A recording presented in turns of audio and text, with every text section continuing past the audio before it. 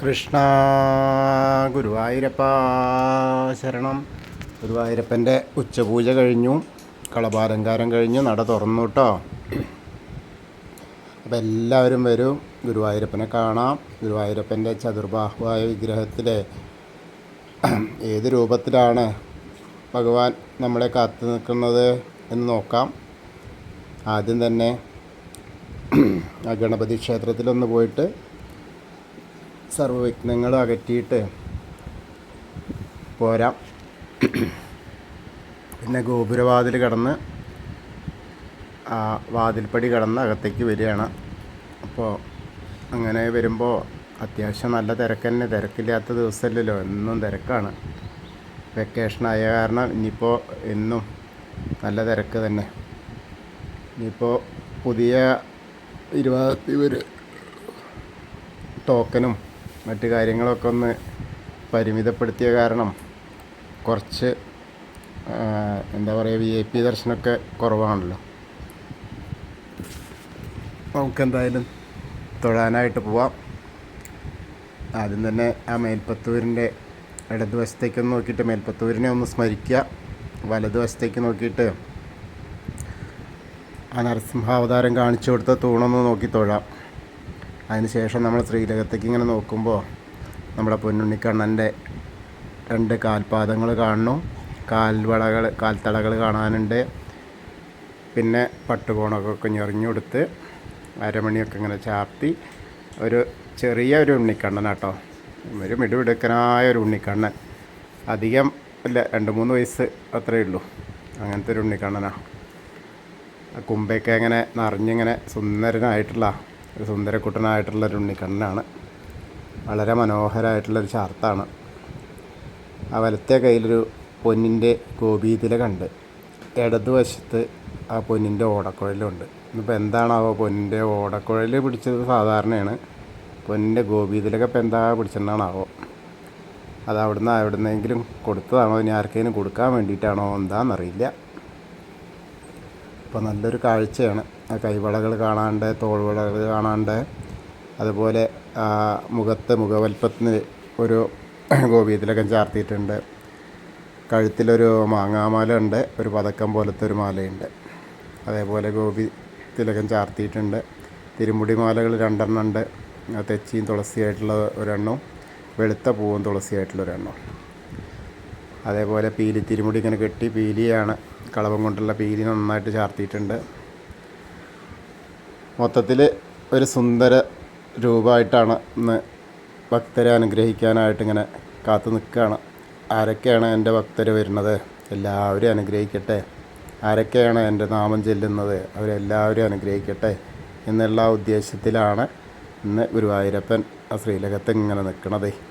അപ്പോൾ നമ്മൾ കണ്ടവരും അവിടെ വന്ന് അദ്ദേഹത്തെ കണ്ട ആളുകളും അദ്ദേഹത്തെ പ്രാർത്ഥിച്ച ആളുകൾക്കും ഒക്കെ ആ അനുഗ്രഹം ചൊരിയാനായിട്ടാണ് നിൽക്കുന്നത്. എല്ലാവരും കണ്ടോളും. അതേപോലെ 2 ഉണ്ടമാലകളുണ്ട്, തെച്ചിയും തുളസിയും വെളുത്ത പൂവായിട്ടുള്ള അതേപോലത്തെ 2 എണ്ണം. അപ്പോൾ നല്ലത് ഇങ്ങനെ കാൽപാദം വരെ ചാർത്തിയിട്ടുണ്ട്, താഴെ വരെ. അപ്പോൾ എല്ലാവരും ഇപ്പോൾ സോപാനപ്പടിയിൽ നിന്ന് ഭഗവാന്റെ ശ്രീലകത്തേക്ക് ഇങ്ങനെ നോക്കുകയാണ്, നമ്മൾ തൊഴുകയാണ്. അപ്പോൾ എല്ലാവരും പ്രാർത്ഥിച്ചോളും, ആ ഗുരുവായൂരപ്പൻ്റെ അനുഗ്രഹം കിട്ടും എന്തായാലും. അതിന് ശേഷം നമ്മൾ സോപാനപ്പടിയിൽ നിന്ന് ഇറങ്ങുകയാണ്. ഇറങ്ങിയിട്ട് വരുമ്പോൾ ആ ബലി തർപ്പണം ചെയ്യുന്ന അഗ്നികോണിലേക്ക് നോക്കിയിട്ടൊന്ന് തൊഴുക. അതേപോലെ ആ തിടപ്പള്ളി നോക്കിയിട്ട് രാവിലെ ഗണപതി ഹോമം നടത്തുന്നതും ഭഗവാന് നേദ്യം തയ്യാറാക്കുന്നതുമായ ആ തിടപ്പള്ളി നോക്കിയിട്ടൊന്ന് തൊഴുക. പിന്നെ അങ്ങോട്ട് തിരിഞ്ഞ് നോക്കിയാൽ ആ ചുമരിൻ്റെ മുകളിൽ ആ കോണിൽ ആലിലക്കണ്ണനെ കാണാം. ആ പച്ച കളറിലിങ്ങനെ നല്ല രസമായിട്ടുള്ള വര അപ്പോൾ ഒന്ന് കണ്ട് തൊഴാം. പിന്നെ സപ്തമാതാക്കളെ കണ്ട് തൊഴുക. അത് കഴിഞ്ഞാൽ നേരെ വിഘ്നേശ്വരൻ്റെ അടുത്ത് വരിക, വിഘ്നേശ്വരനെ കണ്ട് തൊഴുക. ഏകദന്തം മഹാകായം തപ്തകാഞ്ചന സന്നിഭം ലംബോദരം വിശാലാക്ഷം വന്ദേഹം ഗണനായകം. അത് കഴിഞ്ഞ് സരസ്വതി ദേവിനെ കണ്ട് തൊഴുക. സരസ്വതി നമസ്തുഭ്യം വരദേ കാമരൂപിണി വിദ്യാരംഭം കരിഷ്യാമി സിദ്ധിർഭവതു മേ സദാ. അത് കഴിഞ്ഞ് ഗണേശനെ ഒന്ന് കണ്ട് തൊഴുന്നത് ആ മത്സ്യം, കൂർമ്മം, വരാഹം, നരസിംഹം വരെയുള്ള രൂപങ്ങളൊക്കെ കണ്ട് തൊഴുക.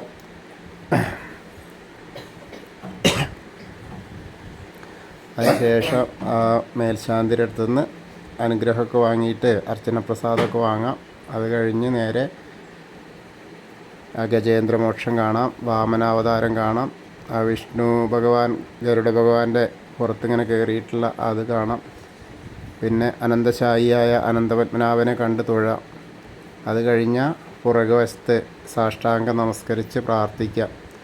എല്ലാ കാര്യങ്ങളും അവിടെ പറയാം. മുൻവശത്ത് പറയാൻ പറ്റാത്തവർക്കൊക്കെ അവിടെ ഇരുന്നിട്ടാവുമ്പോൾ പെട്ടെന്ന് നമ്മളെ എണീപ്പിക്കില്ല. അത് കഴിഞ്ഞ് വരുമ്പോൾ ബാക്കി ദശാവതാര വിഗ്രഹങ്ങളൊക്കെ കാണാം. അങ്ങനെ കണ്ട് തൊഴുത് ആ കൃഷ്ണനെയൊക്കെ കണ്ട് തൊഴുത് മുരുകനെ കാണാം. അത് കഴിഞ്ഞാൽ ഹനുമാൻ സ്വാമിയുടെ അടുത്ത് വരിക. ഇന്നൊരു വെറ്റിലമാല മാത്രമേ കാണാനുള്ളൂ കേട്ടോ, കുറച്ച് കുങ്കുമമുണ്ട്. അപ്പോൾ അവിടെ ഒന്ന് പ്രാർത്ഥിച്ചോളൂ. ത്വമസ്മിൻ കാര്യനിര്യാഗേ പ്രമാണം ഹരിസത്തമ ഹനുമാൻ യജ്ഞമാസ്തായ ദുഃഖക്ഷയകരോ ഭവ മനോജവം മാരുതതുല്യവേഗം ജിതേന്ദ്രിയം ബുദ്ധിമതാം വരിഷ്ഠം വാദാത്മജം വാനരയൂഥമുഖ്യം ശ്രീരാമദൂതം ശിരസാ നമാമി.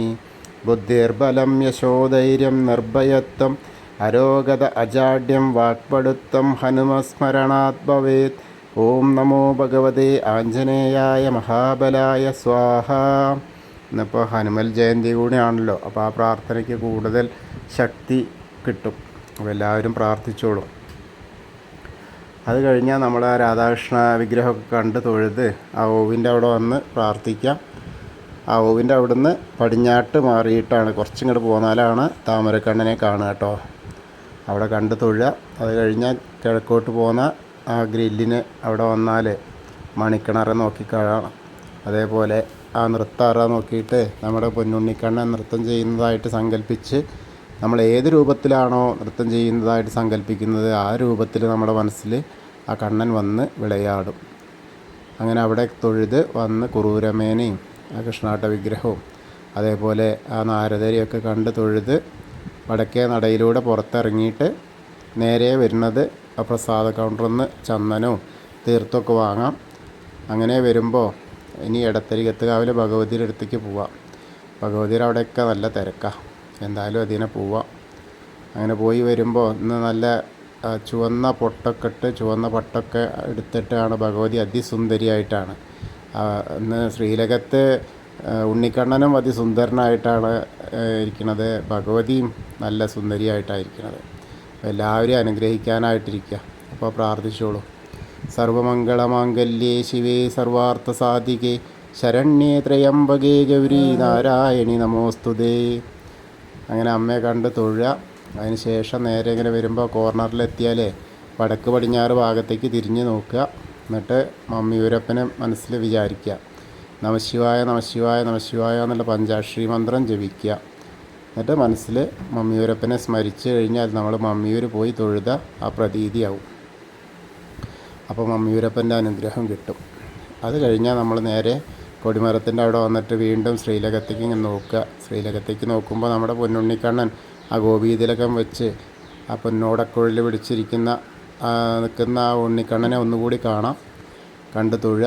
അതിന് ശേഷം നേരെ ആ കൂത്തമ്പലത്തിൻ്റെ അവിടെ വന്നിട്ടൊന്ന് പ്രാർത്ഥിക്കുക. രാവിലെ വേദപാരായണമൊക്കെ നടത്തുന്നതും എല്ലാ കാര്യത്തിനും പ്രാധാന്യമുള്ള ആ കൂത്തമ്പലമാണ്. അപ്പോൾ അവിടെ നോക്കി തൊഴുക. പിന്നീട് അയ്യപ്പസ്വാമിയുടെ അടുത്ത് വന്ന് അയ്യപ്പസ്വാമിയെ കണ്ട് തൊഴുക. ഭൂതനാഥ സദാനന്ദ സർവഭൂതദയാപര രക്ഷ രക്ഷ മഹാബാഹോ ശാസ്തേ സ്തുഭ്യം നമോ നമ. ആ ഭൂതനാഥനെ കണ്ട് തൊഴുത് പ്രദക്ഷിണമായിട്ട് വന്ന് നേരെ പടിഞ്ഞാറ് നടയിൽ വന്ന ദീപസ്തംഭം കാണാം. ദീപസ്തംഭത്തിൻ്റെ മുകളിലേക്ക് നോക്കിയാൽ വേണുഗോപാല സ്വരൂപം കാണാം. അപ്പോൾ കണ്ട് തൊഴുക. അതിനുശേഷം ഒന്നുകൂടി പുറത്തേക്ക് ഇങ്ങനെ പിന്നിലേക്ക് നോക്കിയാൽ നമ്മുടെ കൊടിമരം കാണാം. കൊടിമരത്തിൻ്റെ മുകളിൽ ഗരുഡധ്വജനായിട്ട് കാണാം. അപ്പോൾ കണ്ട് പ്രാർത്ഥിച്ചോളൂ. എല്ലാവരും ഗുരുവായൂരപ്പൻ്റെ എന്നെ ശ്രവിക്കുന്ന ഏത് സമയത്താണോ ഗുരുവായൂരപ്പൻ്റെ തിരുനടയിൽ നിന്നിട്ട് ആ ഗുരുവായൂരപ്പനെ കാണുന്ന പോലെ ആ പ്രാർത്ഥന കേൾക്കുന്ന പോലെ എല്ലാവർക്കും ആ അനുഗ്രഹം കിട്ടും. കൃഷ്ണായ വാസുദേവായ ഹരയേ പരമാത്മനെ പ്രണതക്ലേശനാശായ ഗോവിന്ദായ നമോ നമ. ഹരേ കൃഷ്ണ. ഗുരുവായൂരപ്പ ശരണം.